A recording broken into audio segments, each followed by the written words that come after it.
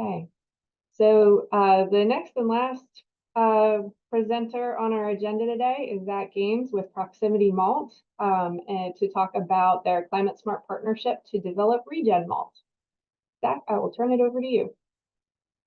Okay, well, thank you very much, Jen. And I just want to say to Alice and Scott, those are incredible things that you're both doing. So very difficult to follow two presentations like that, but I'm actually coming to you from northern Colorado, and I can tell you that we have Land O'Lakes and Purdue products in our house every day of the week. So very much appreciate what you both are doing and what your organizations are doing. Can you see my screen all right? Just wanted to make sure I'm sharing. Looks good, Zach. Okay, Yep. thanks, Scott. Yeah, so to round out the conversation today, I'm going to talk with you about craft beer. That's the industry that Proximity Malt is in. I'm the commercial director for Proximity. Proximity's been in business for about 9 years, coming up on a decade.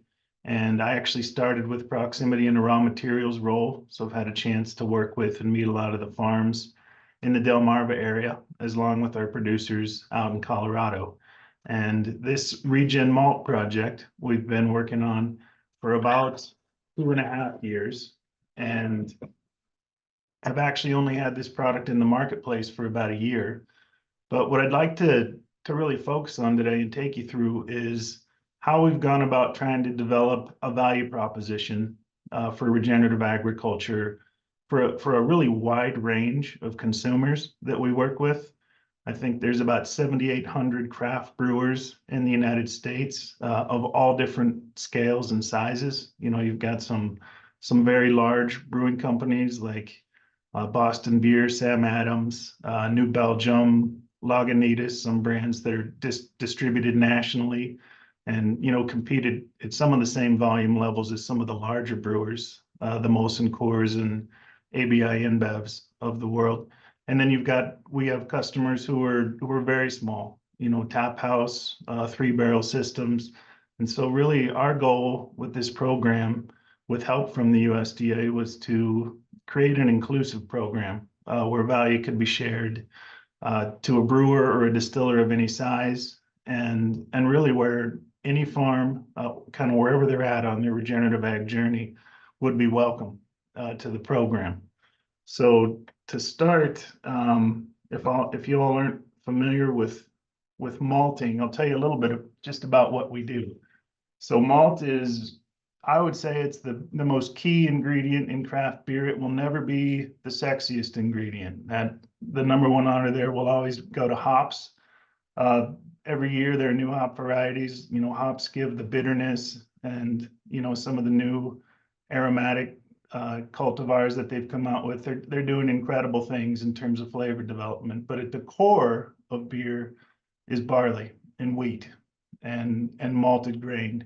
So at Proximity, we take in barley is probably 90% of the grain that we malt in our facilities, and wheat, oats, rye, anything that would be an ingredient in an alcoholic beverage would potentially pass through our facilities. So we bring that in, and the first stage for us is steeping. So we take that grain in and hydrate it to a point where it's ready to germinate. And then we move it into a germination and kilning vessel where we start the growth process on each individual seed. And then when it's ready, we stop it. And by stopping it, we essentially turn up the heat, remove all the water, and kiln it. And then at that point, every one of those seeds has the ability to provide starch and the enzymes needed to convert that starch into sugar, where it can then be converted in a brewery or a distillery into alcohol. So some of those malts are 90% of any given beer is just going to have base malt, which, you know, very light in color. But we do have roasters in both of our facilities, and we can create different roasts. So if you're a darker beer fan, that color comes from, you know, the same ingredient, but just a darker roasted or darkly kilned version of that kernel. So yeah, every beer has a recipe of a grain bill, which could include, most of craft brewers, they're using barley and some wheat. If there's any hazy IPA fans out there, they're using oats, possibly, and yeah, and then of course hops, which generally gets the majority of the spotlight. So in terms of our sourcing footprint, again, I'm here just a little north of Denver in Colorado. We have a malt house located in the San Luis Valley in southern Colorado, and then in Laurel, Delaware, out where you all are at.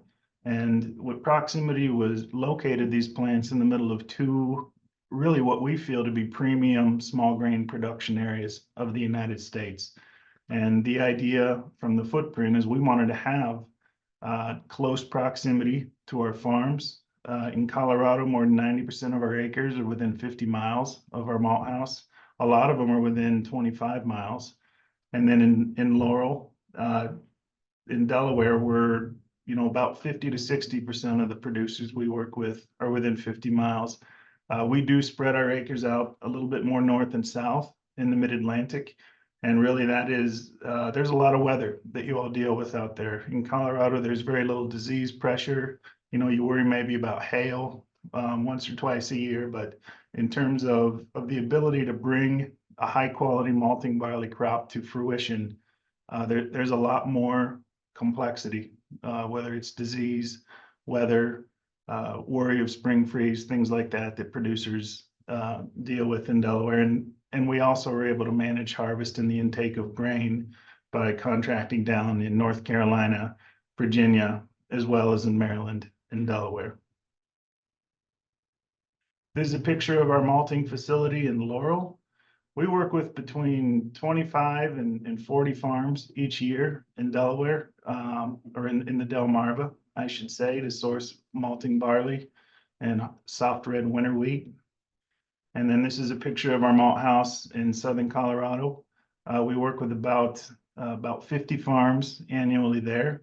And for those of you not familiar with that area, it's a high mountain desert, 100% irrigated land. They grow two-row spring cultivars in Colorado, where in Delaware we're using winter two-row malting types. So I wanted to give you a little background, and I'm going to explain what ReGenMalt is. And again, this has been in the marketplace for coming up on a year. We worked with 54 different breweries across the US who partnered in the program. And we believe ReGenMalt is a new market class of malt products. And in kind of broad strokes, we have conventionally produced grain, and we do have some organically produced grain. And we feel that regeneratively produced grain would be a third market class. And really what differentiates ReGenMalt is that we're collecting data on the acres where this malting barley and wheat are grown, and that data travels downstream to our customers. There's some examples of a few breweries. So let's see, Incendiary Brewing is down in Virginia. Incendiary, I believe, is in North Carolina. Stablecraft Brewing is down in Virginia, and those are two, small to mid-size breweries. And then New Belgium is one of our national partners. So New Belgium came on board very early. Their Fat Tire brand of beer is really a low impact icon for the craft brewing industry. And New Belgium are kind of leading sustainability in a lot of different ways. So for them to use ReGenMalt in all of their US production of Fat Tire was a big help to our program. And all of these customers have helped us in determining what the value proposition is, because again, our goal was to be able to include any farm kind of wherever they're at on their journey. And we also wanted to be able to provide value, an actual saleable value proposition to a brewer of any size. And I feel, this is still very much a work in progress. We're coming up on year 2, but I feel like we've done a pretty good job of making sure that there's a value available to brewers and distillers of any sizes with the program. We're doing this in partnership with the USDA. So a few years ago, they launched the partnerships for climate smart commodities, and there were about 1,200 pilot projects that applied to be a part of the program. We were one of 141 selected, the only malting company, and the only one specifically creating a climate smart commodity for craft brewers in the United States. And while our focus is on beer and distilled spirits, all programs or all participants have been asked to essentially deliver on 3 pillars for the program. And the first one is rewarding producers for utilizing and encouraging producers to utilize more climate smart practices. So producers who join our program earn 10 to 15% more over their conventional contract just for participating in the program. And I'll explain a little bit more here in a few slides about what that is, what that participation is. But essentially, we're asking them to be able to measure and collect data on their barley acres. And that data ends up serving 2 purposes. Along with the other 140 projects, we report to the USDA quarterly as a part of all all project reporting. And then we also utilize that data to market and create a premium market for climate smart commodities, which is the 3rd goal of all programs. So in doing that, we are creating our RegenMalt is in and of itself a climate smart commodity. But what we're offering is the opportunity for any craft brewer in the United States to be able to brew and sell their own climate smart commodities. And so the goals of the program, I've already spoken to a few of these things, but we want to be able to connect a craft brewing consumer making a purchasing decision with a farm that is growing their barley or their wheat. And those are 2 very far points on a supply chain. They almost couldn't be any further away. But at the end of the day, we would like not only for a craft beer consumer to be able to support sustainability of our brewing customers, but we actually want them to be able to have an impact and create positive change at the farm level through the program. And essentially what we're doing is trying to create and establish a value chain where the regenerative practices that are happening on farm are understood and valued upstream or downstream, by both malting companies, brewers, distillers, and end consumers.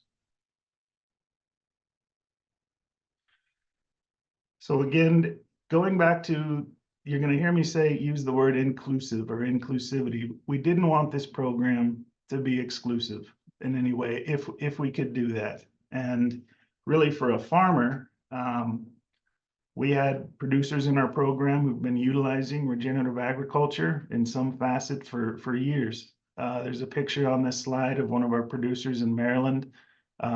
You know, this is a farm that's been utilizing regen for the better part of 25 years, you know, or at least utilizing no-till for 25 years. And really, you know, over the past 10 years, really went all in on regenerative agriculture. And they are a proof of concept that these things we talk about, soil health, biodiversity, that they actually make a real impact and take away risk and some costs at the farm level. But we also understand that there are producers who are maybe just this past year, we had 3 or 4 who, for the first time, decided they were going to stop tilling one field, for example, or we had another producer who was going to put in cover crops in the rotation for the first time. And for our program, those two farms have equal value, and anywhere in between that, I think our goal is that we want to promote regenerative agriculture and the positive impacts that happens on acres when those practices are put in place. So this is kind of a complex model here, but if we're looking at this in terms of soil organic carbon, you know, over time, with traditional agriculture, we see this level go down with some conventional practices. We have some producers that on their own are increasing soil organic carbon in their soils, increasing soil structure just on their own. We have other producers, a lot of producers in the Delmarva area who are already doing a lot of these things. You know, maybe they're kind of the middle of the road in terms of a baseline simulation of what their soil organic carbon levels look like. Proximity's role in this is to incentivize producers who are already doing these things because they have value to our customer base. And if producers are anywhere on their journey here, we would like to be able to work with you and encourage you to do these things because they are positive. And if the data is captured and that story of what you're doing can be shared downstream, it creates value. In terms of at the producer level, these are the conservation practice standards listed on the left that we're working with in our program. So we're looking at conservation crop rotations, no-till and reduced till, utilizing cover crops. In Colorado, sprinkler system. There are benefits that can be gained from modernizing, using LIPA type systems on irrigation, nutrient management plans, and irrigation water management. So when we talk with producers, we actually work through a third party called the Eocene Environmental Group, and they will go in and collect data, usually once annually, on our farms. And this is just an example of some of the things, of the information that we're collecting. So again, whether it's a farm that has been, well steeped in regen ag, for decades, that's excellent to have a farm like that in the program, or other producers who are just learning and just maybe just first engaging with regenerative agriculture can actually see that there's success, but it takes time. The more difficult part of our project was understanding what the value was to craft brewers. As I mentioned earlier, we've got very small craft brewers, and we're working with some very large craft brewers. So of 7,800, we do have some of the larger companies who are focused on emissions. This data could actually have a monetary value and help them in their goals. Some of the larger, and we're talking about, maybe 20 to 30 out of 7,800, or we estimate, about 0.4% would actually have, SBTI level goals, that, some of those goals Scott mentioned in his presentation. So at that point, we are talking about emissions and, scope 1, scope 2 emissions. So we're working with some brewers who have already mapped their scope 1, their direct and their energy indirect scope 2 emissions. And now they're looking upstream and downstream in their supply chains. So for a pint of craft beer, the carbon footprint in a craft beer, about 20 to 25% of that comes from barley production and malting. So this is something that we knew our data needed to be able to offer. So for the 99.62% of our potential customer base, and this is not by volume, mind you, this is just by, just taking 7,800 brewers in the US. They have a different value proposition, and it has to do with their identity. So we've run some focus groups with brewers of that size, and we've asked them, what does sustainability mean, and how is it impactful for your organization? And this is a word cloud of answers we got back, and you see things in here. Number one is community. I think, we're talking with organizations that are enmeshed in their culture, in the culture of their communities, and they're seen as a force for good. Craft beer is fun, of course, for the beer drinkers out there like me. I mean, it's wonderful to be able to enjoy so many different types of craft beer, but these organizations also do a lot of good in their communities, and a lot of them, that's what they stand for. So when we hear words like water and local influence, conservation, the availability of supplies, recycling, collaboration, what didn't come up on this survey was carbon. Now, I think some of them have ideals that maybe someday they would actually be able to benchmark their carbon footprint and put goals in place. But I think for us, we had to consider, how do we serve customers in both of these places and anywhere in between with the program? And so that, looking at the value proposition, this is where we start, and I'm not going to spend a whole lot of time here. I think Alice and Scott did a great job of explaining, principles of soil health and kind of what regenerative agriculture is. I would just say that this is our definition of regen ag. I think anyone could get online right now and Google regenerative agriculture, and you might get 25 different versions of what that is. And I don't know that any of them would be wrong. I think for us, for Proximity Malt, we needed to meet our producers where they were at and understand what they could do, based on principles of soil health. So we start with tillage. I mean, that's a major conversation. I think for producers who are doing deep tillage, moldboard plow type tillage, and they're actually turning over that level, a pretty significant layer of topsoil, those producers generally are not a fit for the program. However, in the Delmarva region where, vertical tine tillage and residue management type tillage is important, we have producers who are maybe not drilling their seed, but they're broadcasting it and working it in with a vertical tine tiller. That is acceptable for our program. We talk about producers, using cover crops where they can. That is easier in the Delmarva than it is here in Colorado. I can tell you right now, in the San Luis Valley, it's probably -10 degrees today. I'm in Fort Collins, and it's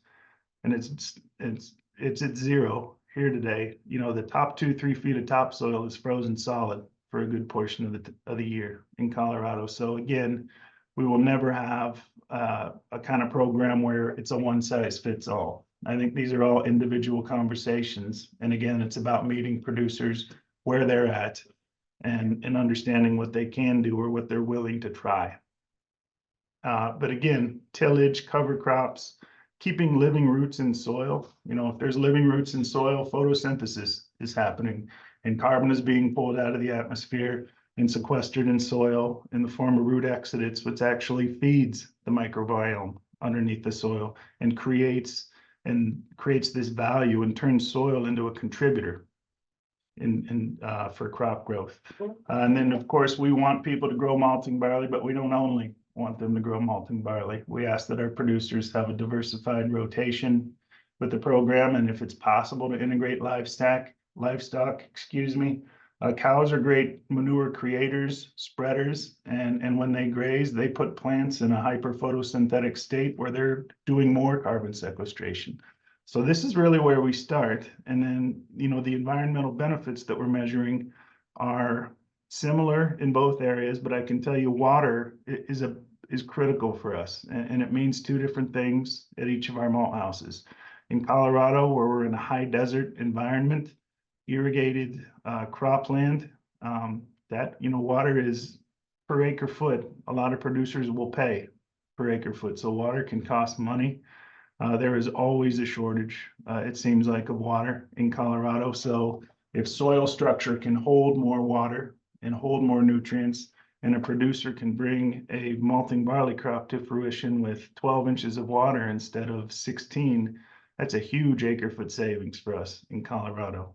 And then, of course, in Delaware, we're worried about nutrient leaching into the Chesapeake Bay and waterways like that. So that's just a brief overview of what Regen Ag means to us and what our version would be for this program. So we work with producers, and this is an example of a data set that we will get from we work with the Eocene Environmental Group. This is a snapshot of year 1. So year 1 of our program, we enrolled 9 producers, and those 9 producers were split between our Mountain West and Mid-Atlantic supply sheds, a little over 3,600 acres, 68 individual fields. And we're provided this report that it's valuable, but it's a lot of information. And again, we're trying to take information and put it in a package that we're handing to a brewer so they can then market that to their consumers. And this is a lot to explain to someone sitting in a tap room. And while we have information on cover crops, tillage, soil erosion infield, environmental outcomes, we're tracking manure application and savings, fertilizer rates and timing, water quality and biodiversity statistics, and then of course, greenhouse gas emissions and carbon sequestration. So we provide this to our customers who are purchasing ReGenMalt, but they need to know what to do with it, because again, we want to essentially create a marketable opportunity for craft brewers. So what we've done with this information is take it a step further and actually compile the data and send it downstream with our malt. So we know, and again, this is an example. This is a certificate of data allocation that's provided. And in this example, this brewer has ordered, this is their 7th order from year 1 of the ReGenMalt program. And they've ordered 2 pallets of malt, 5 different SKUs. Cumulatively for the year, they've ordered 25 pallets of malt. And so as they purchase this malt, they take a share of the data that's been collected. So in terms of a cumulative data package, that 25 pallets has prevented 7 metric tons of greenhouse gas emissions and sequestered almost 2 tons of carbon in the soil, and prevented 21 tons of topsoil from being eroded, and prevented 31 pounds of nutrients or nitrates from being leached into groundwater. Another way to explain this would be that this customer has supported 15 of our 3,600 acres so far with their order. And so now we've broken down data, and they understand that they have a percentage of that data, but we need to translate that. So using government issued emissions factors for energy and fuel and diesel consumption, we turn this data into customized narrative offsets for the customers. So that 25 pallets is the equivalent of offsetting the greenhouse gas emissions for running a refrigerator for 37 years, or doing 4,100 loads of washed and dried laundry. Saved almost 2 dump trucks full of soil from being eroded. Created, effectively taken, 1.8 passenger cars off the road for a year. A lot of these customers have diesel-powered refrigerated delivery trucks, and they're driving around delivering beer. So far, this customer has offset the almost 4,600 miles of delivering beer.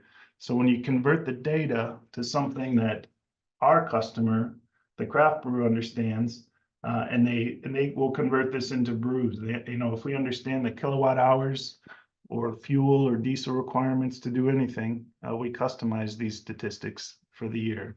And then if they're using ReGenMalt at 60 pounds a barrel, we want to make that connection to the consumer. So at the consumer level, if a person drank a pint or made the choice to purchase a pint of ReGenMalt craft beer, that decision offset the greenhouse gas required to charge their cell phone for 15.5 times, or for their kids to play Xbox for 3 hours, or to take an 8-minute shower.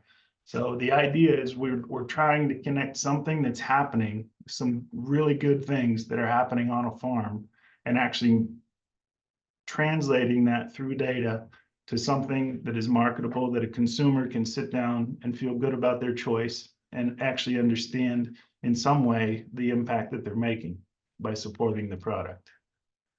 And so again, for us, a value proposition is twofold. We have our larger customers who are interested in potentially using data in the capacity of an inset.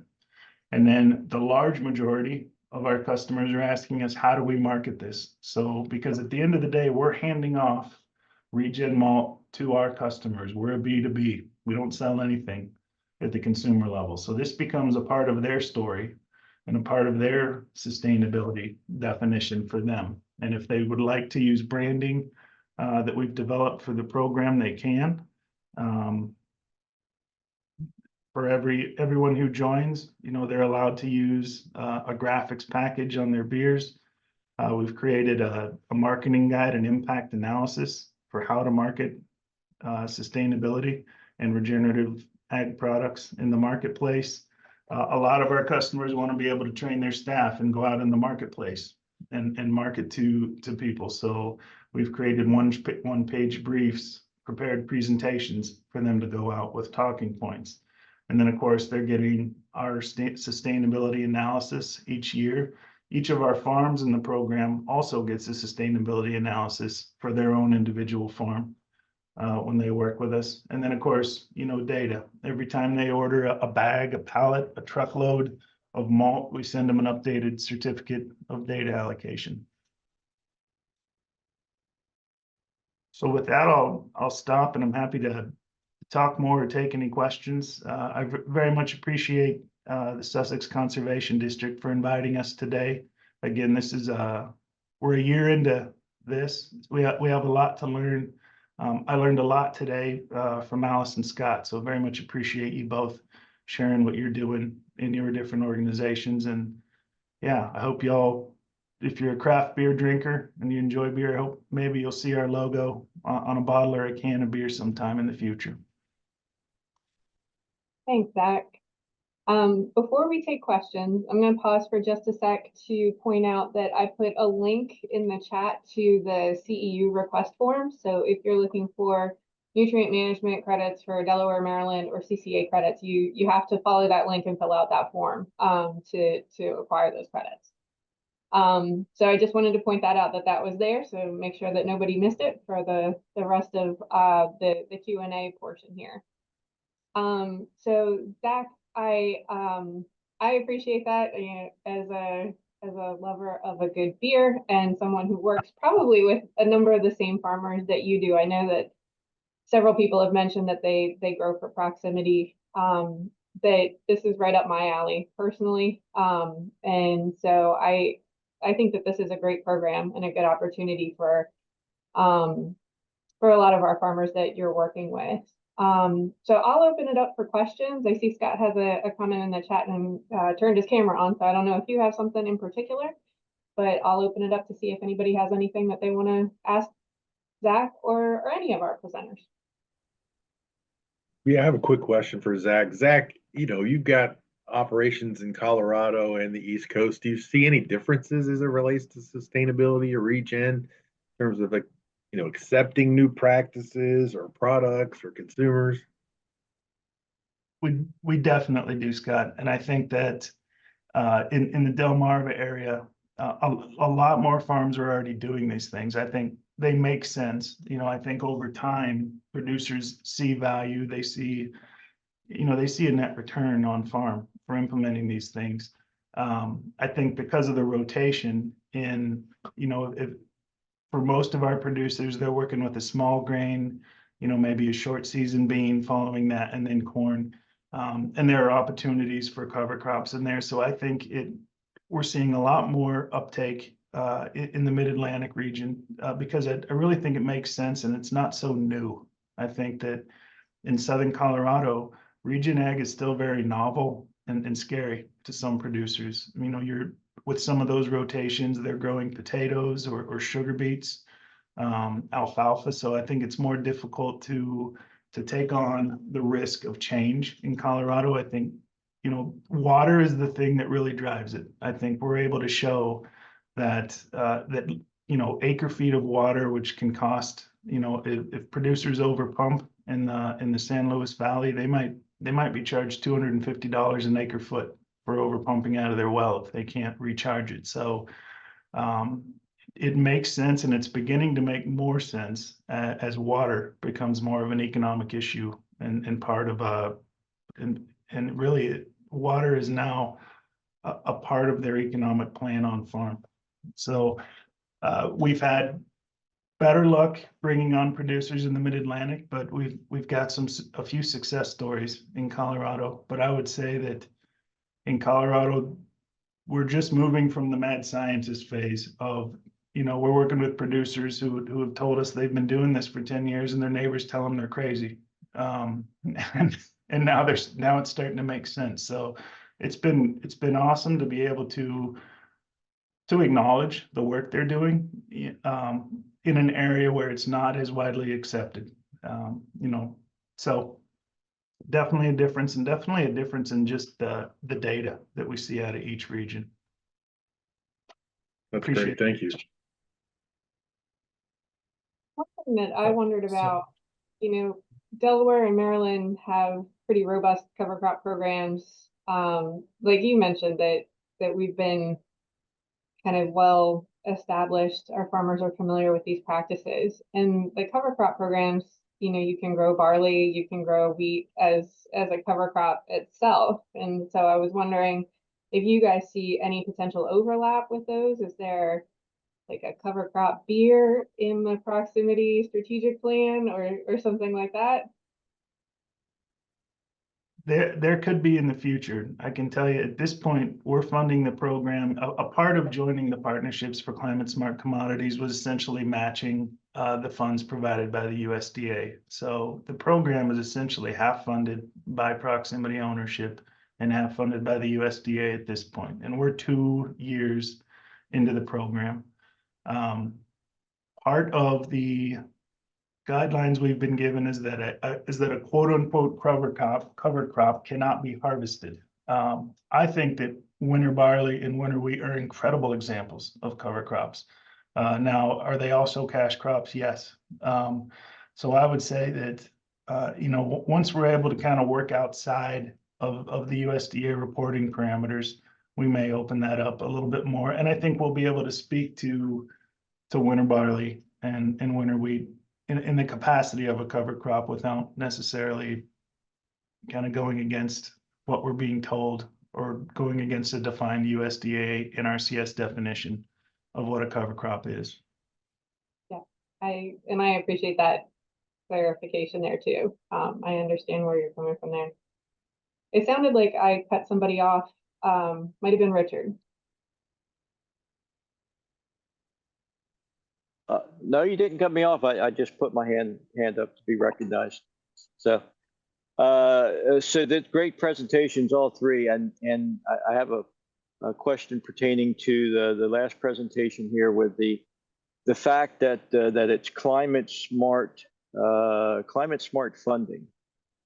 So in light of the reform that's being undertaken currently.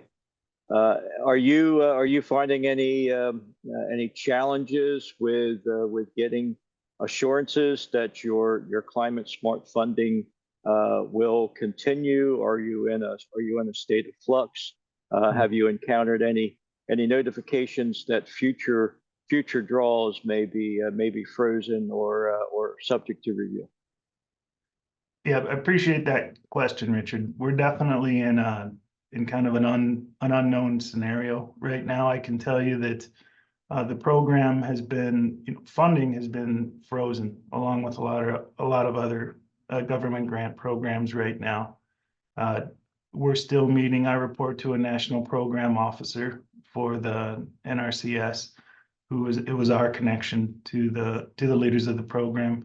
We're still meeting with him weekly just to discuss it. But for right now, there is a fair amount of uncertainty with the program and the new administration. So we have not been told one way or the other if it's going to impact us and how it will. I think from Proximity's standpoint, Regen Ag was a program we were working on prior to the grant opportunity coming out. I can tell you my second day on the job was actually meeting with the folks at EASIN to look at doing something like this and understanding some of the good that's being done on our farms. So the USDA grant has allowed us to scale up a lot more quickly than we would have in the past year. But for our operation, RegenMalt is a part of our business. And if the USDA funds were to somehow go away, which I don't believe they will, we would continue on with the program. But thank you for asking that, Richard. That's a topic that's on the mind of 141 projects right now. If I could just offer a follow-up suggestion, I think it's going to be very important to rephrase terminology and using the term resiliency more frequently than climate. That we've heard a few things from our national program officer, and I believe that could potentially be the direction that they're headed with it. I know that, I don't believe President Trump is real keen on the word climate, or on the phrase climate smart, so it very well could be rebranded, and resiliency is probably a better way to describe what's actually happening on these farms. So I appreciate that comment. You just told me, asked a question by the voice now.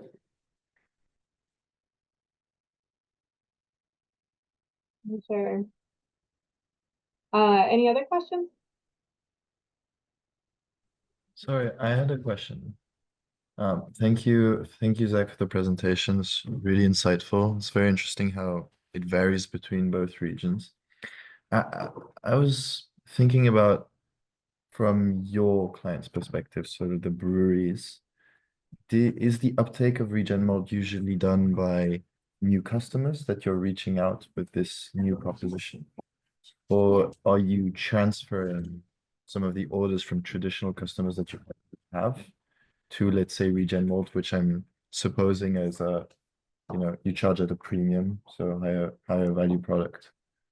What in the, I mean, I know the program is very recent, but in the recent uptake of this program, what's been the trend? I would say that of the 54 breweries we worked with over the past 9 months, I would say it's half and half.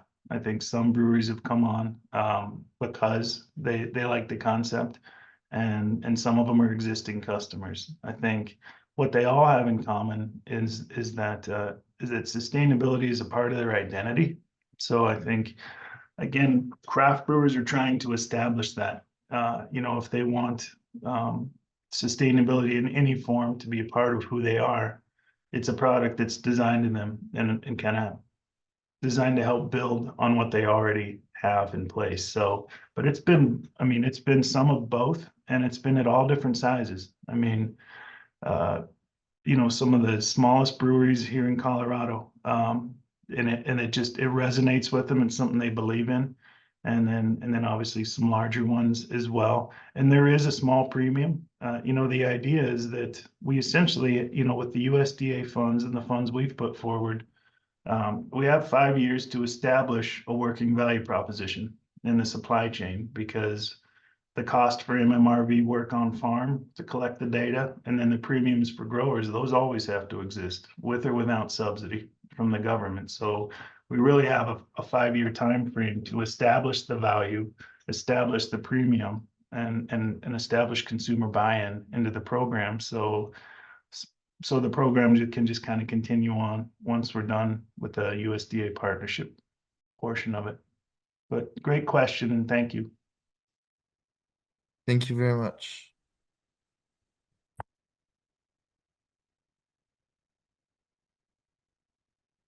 Any others?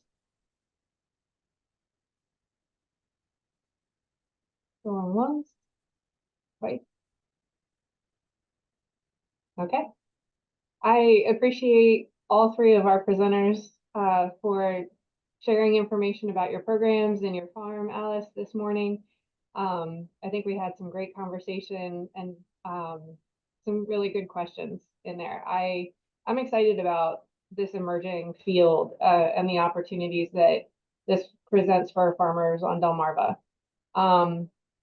So I'll leave this open for a little bit in case anybody has missed the link in the chat. And with that, I'll wish everybody a really good day. We're wrapping up just about 10 minutes early, but Alice, Scott, Zach, thank you again so much for your time this morning and for sharing your programs with our audience here. So appreciate it very much. We are grateful for the opportunity. Thank you. And in the spirit of collaboration, let's try to think of ways that we can collaborate and move this forward. So if it's sharing of data, sharing of education, sharing of ideas, I think that's the way we're going to win together. So, thank you. Perfect. Okay. Sounds good. Thank you, Jen. I appreciate the opportunity. Thanks, Zach. Hope we have a chance to talk again in the future. Maybe over a beer sometime. Perfect. All right, thank you again. Thank you so much for having me. Thanks, Alice. Thank you so much for presenting.